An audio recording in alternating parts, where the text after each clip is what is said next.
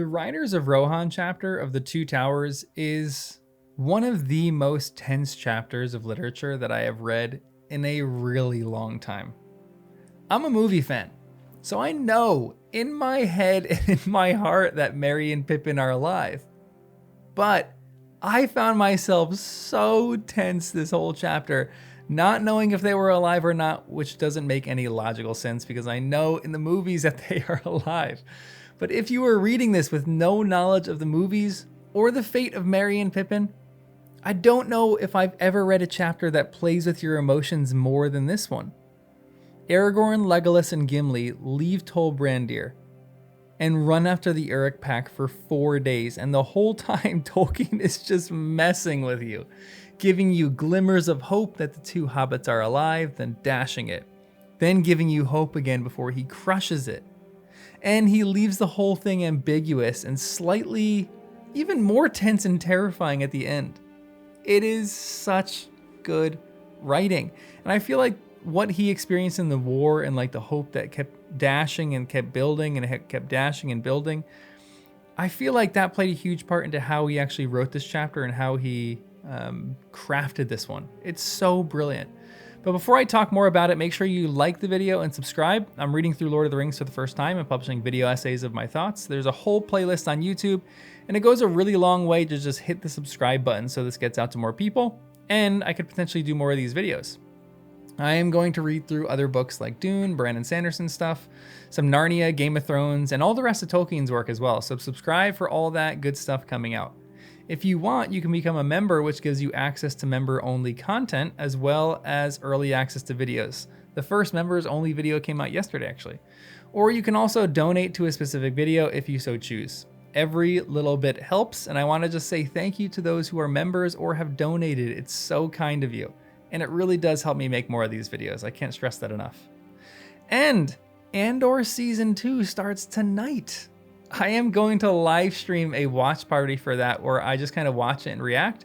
If you like Star Wars, come watch with me. It'll be happening in our Discord and on YouTube, which I have links for in the description. I'm going to make a few videos on the season of Andor as they are coming out too, because Andor was one of my favorite shows of the last few years, so I am very excited for Season 2. I just love analyzing good shows and literature. And this chapter in particular, I couldn't help but feel for the people who were truly reading it for the first time with no knowledge of anything that happens or that was going to happen or going to come after. As a reader, you just hold on to hope for the entire time you're reading. At the very end of the first chapter, when Aragorn says, "Forth, the three hunters," I was on my feet, hyped and ready for some action. It was such a great ending to that chapter. It was an emotional high amidst a pretty tough chapter, to be honest. I finally felt like we're moving here. And even though it felt like little hope for Merry and Pippin, it still felt like they could possibly save them. They got there in time. And so the next chapter starts off pretty quick. But the whole chapter is also just a mystery as to what happened. You feel like you're tracking them as Aragorn tracks them, because the first thing they do is decide which course to take. Which way did the Uruks really go? And as they make a decision based off Aragorn's confidence that these Uruks are taking the very shortest way possible, you feel kind of fairly confident that he made the right choice.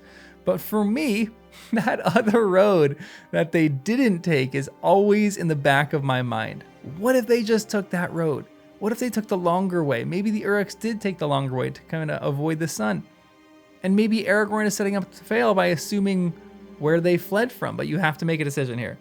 But the mystery only begins there. Another page later, they run into something strange, and this is what the text says. Legolas was some way ahead. Suddenly the elf gave a cry, and the others came running toward him. "We have already overtaken some of those that we are hunting," he said. "Look," he pointed. And they saw what they had first taken to be boulders lying at the foot of the slope were huddled bodies. 5 dead orcs lay there. They had been hewn with many cruel strokes, and 2 had been beheaded. The ground was wet with their dark blood. What happened? And in the next little paragraph, Gimli has a line that he repeats from the first chapter that sparked my mind for maybe the most popular chapter of Tolkien's work that I know. Riddles in the dark in The Hobbit. Gimli says, "Here is another riddle," said Gimli, "but it needs the light of day, and for that we cannot wait. That was really the only chapter I remembered from my reading of it in middle school, where I read the Hobbit. I don't remember much of the rest of that book. It was so interesting to me, and this seems like the equivalent chapter in Lord of the Rings. They are in the dark, and there are a bunch of riddles that they need to solve as they are going chasing these orcs. And the first riddle we just talked about, which way did they go? And the second one is, what happened and why are there orcs from the north? Aragorn says, I think that the enemy brought his own enemy with him, answered Aragorn. These are northern orcs from far away. Among the slain are none of the great orcs with the strange badges. And again, what's that strange badge? There was a quarrel, I guess. It is no uncommon thing with these foul folk. Maybe there was some dispute about the road, or about the captives, said Gimli. Let us hope that they too did not meet their end. And it's interesting because in this chapter, you start off with Gimli, Legolas, and Aragorn talking about hope a ton. They say we are pretty much just holding on to a little bit of hope here. By the end, they essentially are talking about how their hope is snuffed out and they're only doing this because of duty. And as a reader, I think you feel that so much too. At the beginning of this chapter, you're hopeful. At the end of this chapter, you still maybe have a little bit more hope than the trio does, but like the trio's hope is dashed, so your hope kind of feels dashed too. At the end of this chapter, I even know Merry and Pippin are alive and my hope was still dashed. And at the end of this chapter, my hope kind of flickered a little bit. Merry and Pippin weren't among the bodies, but could they really have survived something like this? And why are there orcs from the north? Are these orcs from Dol Guldur, Moria, or something even darker and more sinister? And who killed these orcs? Aragorn gives guesses, but these questions begin to doubt my understanding of what's happening, but even more, they cloud my hope that Merry and Pippin are actually okay. Again, reading this for the first time without the knowledge of the movies must be so fun. But then my hope springs up a smidge in the next paragraph when Aragorn finds some tracks again. At last, said Aragorn, here are the tracks that we seek. Up this water channel. This is the way that the orcs went after their debate. So at least we know they are going in the right direction. A body of orcs and tracks. Hope. But are the hobbits alive? This chapter keeps progressing and Legolas seems to think that they might be able to make up some time on the orcs because the ground is green and softer, and light feet might be quicker than heavy iron. He also says, the green smell, he said. It is better than much sleep. Let us run. I'm sure that Aragorn and Gimli after this just looked at each other in that moment and rolled their eyes. Very much subtext, but if I were exhausted after pursuing orcs for days, I'd be fuming at Legolas after he said this. And then we get the biggest glimmer of hope in this chapter. The text says this. They went in single file, running like hounds on a strong scent, and an eager light was in their eyes. Nearly due west, the broad swath of marching orcs tramped its ugly slot. The sweet grass of Rohan had been bruised and blackened as they passed. Presently, Aragorn gave a cry and turned aside. Stay, he shouted. Do not follow me yet. He ran quickly to the right, away from the main trail, for he had seen footprints that went that way, branching off from the others. The mark of small, unshod feet. These, however, did not go far before they were crossed by orc prints, also coming out from the main trail behind and in front. And then they curved sharply back again and were lost in the trampling. At the furthest point, Aragorn stooped and picked up something from the grass. Then he ran back. Yes, he said. They are quite plain. A hobbit's footprints. Pippin's, I think. He is smaller than the others. And look at this. He held up a thing that glittered in the sunlight. It looked like the new opened leaf of a beech tree, fair and strange in that treeless plain. The brooch of an elven cloak, cried Legolas and Gimli together. Not idly do the leaves of Lorien fall, said Aragorn. This did not drop by chance. It was cast away as a token to any that might follow. I think Pippin ran away from the trail for that purpose. Then he was at least alive, said Gimli, and he had the use of his wits, and his legs too. That is heartening. We do not pursue in vain. Let us hope that he did not pay too dearly for his boldness, said Legolas. Come, let us go on. The thought of those merry young folk, driven like cattle, burns my heart. Tolkien just keeps going back and forth, again, giving me hope, shattering it, then giving me hope again, and then shattering it. And this was one of the most hopeful moments, but also simultaneously one of the ones that I was most nervous about. It showed that one of the hobbits was alive, but also that he was foolish enough for trying this and might very well be dead because of it, knowing the severity of the orcs. Why wouldn't they just kill him or punish him because of it? I was kind of scared reading this. And then this chapter presents the characters with a massive decision. One that held me on the edge of my seat. It says, "We have come at last to a hard choice," he said. "Shall we rest by night, or shall we go on while our will and strength hold? If they rest and the orcs don't rest, all is lost. If they do rest and the orcs rest, they have strength to carry on and find them." To be honest, they made a decision that I did not really think they were going to make. They chose to rest. And then the most devastating bit comes in the next section, and the text says this: "Before dawn was in the sky, he woke and rose. Gimli was still deep in slumber, but Legolas was standing, gazing northward into the darkness, thoughtful and silent as a young tree in the windless night. They are far, far away," he said sadly, turning to Aragorn. "I know in my heart that they have not rested this night. Only an eagle could overtake them now."